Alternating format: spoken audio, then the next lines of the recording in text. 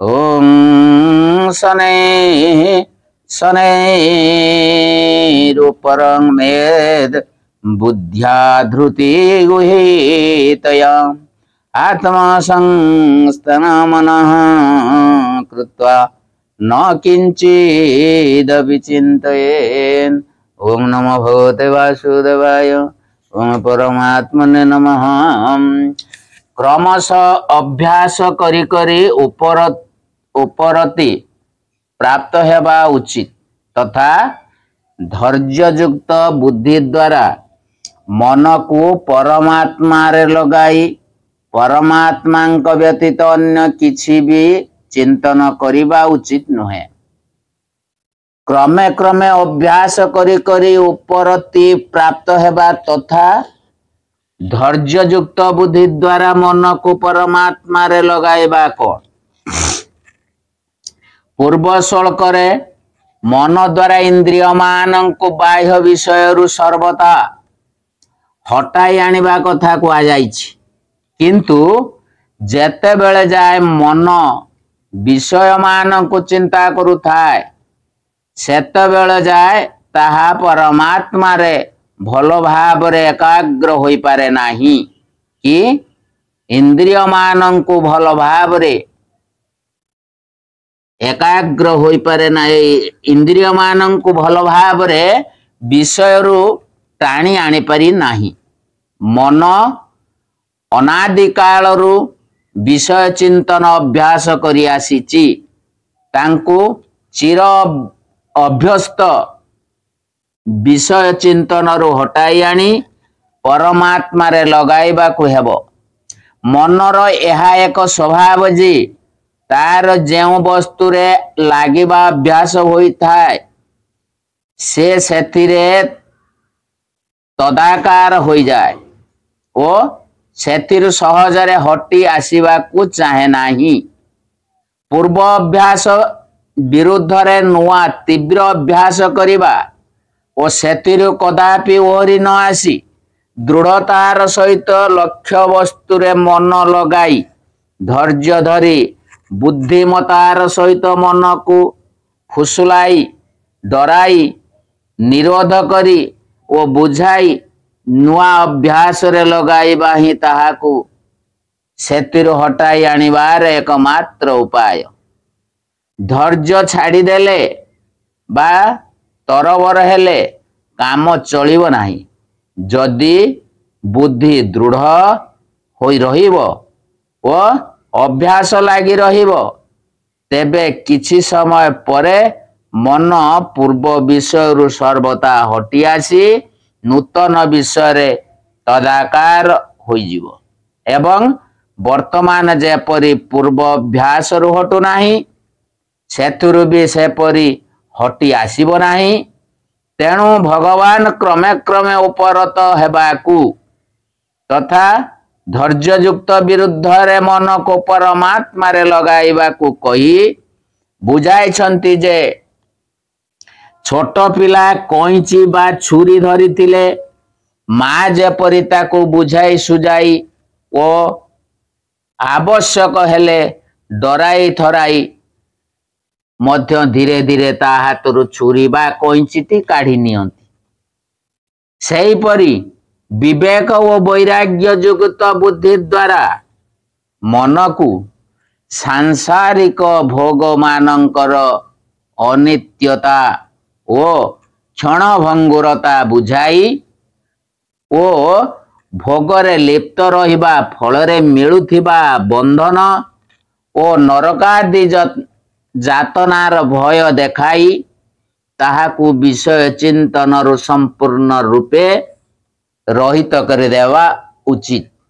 यहाँ क्रमे क्रमे उपरति प्राप्त हेवा जेते बेले जाए मन संपूर्ण रूपे विषय चिंतन त्याग न करिछि सेते बेले जाए साधकं को प्रतिदिन आसन रे बसी प्रथम इंद्रिय मान को बाह्य विषय रु रोध करी परे बुद्धि द्वारा मन को क्रमे क्रमे विषय चिंतन रु रहित करिबा पाई चेष्टा करिबा उचित ओ ता संगे संगे धैर्य युक्त बुद्धि द्वारा मन को परमात्मा ठारे लगाइबा उचित। परमात्मा तत्व और रहस्य न जानी थिबारु जेउ बुद्धि रे स्वभावत आसक्ति और संशय एवं भ्रम रहे से बुद्धि स्थिर हुए नहीं कि धैर्य युक्त हुए नहीं एवं सेपरी बुद्धि निजर प्रभाव पकाई मन को परमात्मा मन ध्यान रे मध्य स्थिर करी रही पारे नहीं। किंतु सत्संग द्वारा परमात्मा तत्व और रहस्य बुझी जेते बेले बुद्धि स्थिर हो जाए सेते बेले ताहा दृश्य वर्ग को ग्रहण न करी परमात्मा रे ही रमण करे। सही समय रे ता दृष्टि रे परमात्मा छड़ा आउ किछि रहे नाही। ता फल रे बुद्धि मन को भल भाव रे विषय रो हटाई आनी ताको परमात्मा चिंतन रे नियुक्त करी दिए ओ क्रमशः ताहाकु तदाकार करी दिए। या ही धैर्य युक्त बुद्धि द्वारा मन को परमात्मा रे लगाई देबा। परमात्मा व्यतीत अन्य किछि भी चिंतन करंतु नहीं। यार भाव कौन? मन जेते बेले परमात्मा रे निरुद्ध होई सर्वथा तद्रूप होई नाही अर्थात जेते बेले जाए परमात्मा प्राप्ति होई नाही सेते बेले जाए से जे ध्येय वस्तु रे ही निरंतर लागी रहिबो ताहा निश्चित नुहे। एणु तीव्र अभ्यास आवश्यक। अतएव भगवानंकर एठारे यही भाव प्रतीत होईची जे साधक जेते बेले ध्यान करिवा को बसिबे ओ अभ्यास द्वारा जेते बेले तांकर मन परमात्मा रे स्थिर होई जीवो सेते बेले भी ताकु एपरि सावधान रहिबा को हेबो जेपरि कि मन क्षणक पाई मध्य परमात्मा ठारू फेरी आसी अन्य विषय पछरे पाई पारिबो नाही। साधकंकर यही सजागता अभ्यास को दृढ़ करिवारे विशेष सहायक हुए। प्रतिदिन ध्यान करू करू अभ्यास जेतिकी बढ़िवो मन को सेतिकी सेतिकी सावधानता पूर्वक अन्य केउ आड़े न जीवाकू मन जीवाकू न देई विशेष रूप से बहु समय पर्यंत परमात्मा तारे स्थिर रखिबा को पड़िबो।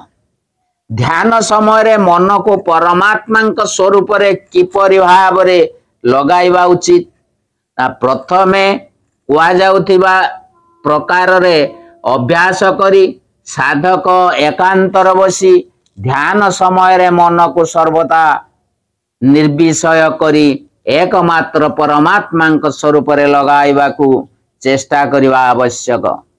मन रे जे कोनोसी वस्तु देखा देले भी ताहा कल्पना मात्र जानी तुरंत त्याग करिबा को पड़िबो। एही परि भाव रे चित्तरे स्फुरित वस्तु को त्याग करी क्रमशः शरीर इंद्रिय मन और बुद्धिर सत्ता को मध्य त्याग करी देबा को पड़िबो। सबुर अभाव करू करू जेतेबेले समस्त दृश्य प्रपंच चित्तरु शून्य होई जीवो सेतेबेले सबुर अभाव निश्चय करुथिबा एकमात्र वृत्तिटी रही जीवो। यही वृत्तिटी हेउची शुभ और शुद्ध तथापि दृढ़ धारणा द्वारा यह को मध्य दूर करि देबा उचित किंबा समस्त दृश्य प्रपंचर भाव होई जीवा परे ताहा स्वतः शांत होई जीवो। तापरे जहा किछि रहिबो ता हेउची अचिंत्य तत्व। सेई तत्वटी हेउची केवल ओ समस्त उपाधि रहित एकमात्र ताही परिपूर्ण। केही तार वर्णना करि परिबो नाही कि चिंतन करि परिबो नाही। अतएव यही प्रकार दृश्य प्रपंच ओ शरीर इंद्रिय मन और बुद्धि ओ अहंकार रे अभाव रही करदेउथिबा वृत्ति को मध्य निराश करदेई अचिंत्य तत्व रे स्थित हेबाकू चेष्टा करिबा उचित। मन को परमात्मा ठारे स्थिर करी परमात्मा व्यतीत अन्य किछि भी चिंतन न करिवा कथा कुआगला। किंतु जदि कौनसी साधक चित्त पूर्वा अभ्यास वशत बल पूर्वक विषय आड़कू चली जाए तेबे से कौन करिवा उचित?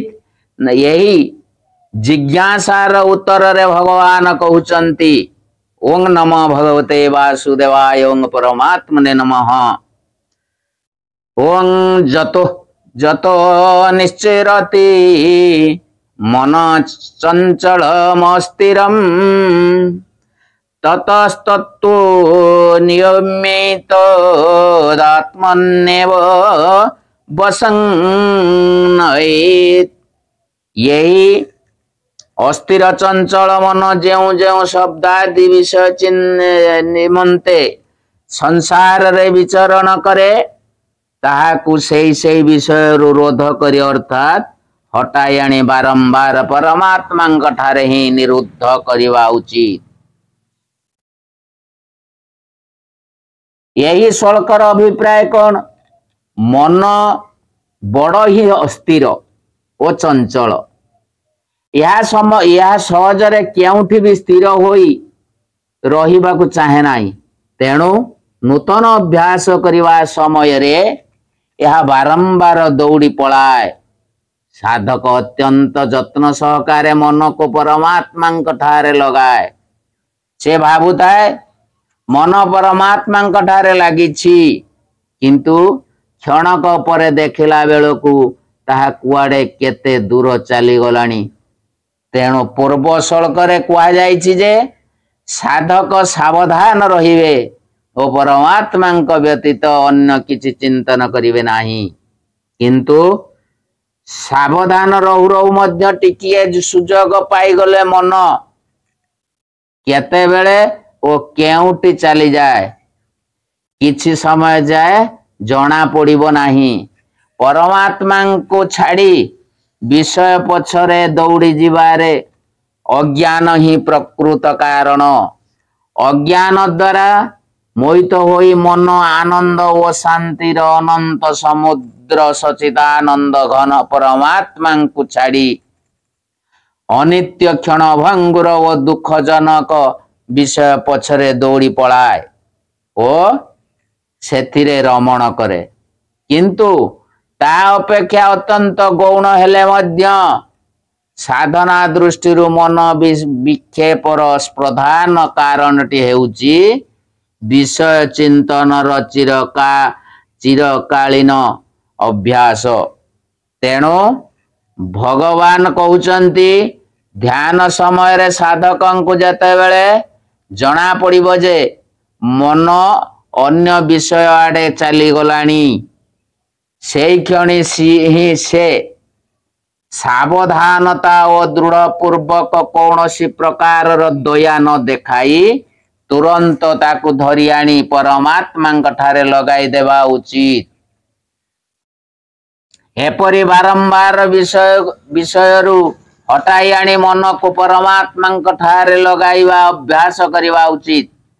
मन हजार थर अनुन्नय और विनय करू जेपरी खेसामत करिवार करू जे ओ जेते बेले प्रलोभन ओ प्रेम बा भय देखाऊ ना कहीं ता टिकिए भी शुणिबा उचित नुहे। ताकू टिकिए सुविधा मिली गले तार उत्सृंखलता बढ़ी जीव। यही अवस्था रे मनर कथा सुनी ताहाकू टिकिए क्योंटी रखी रहिबार सुजोग देदेवा अर्थ रोगी को मोहवशत कुपथ देखाई कुपथ देदेवा परी बा पिला को दाड़ुआ छुरी धराई देवा भली धराई दे निज हाथरू छाड़ी देवा परी हेबो।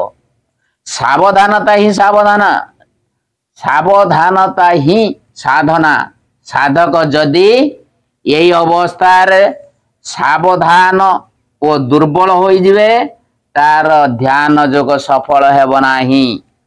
अतएव से खूब सावधान रहिबा उचित और मन को बारंबार विषय रु हटाई आनी परमात्मा ठारे लगाइबा उचित।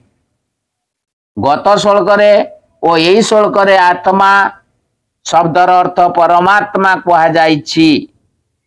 यार कारण कौन?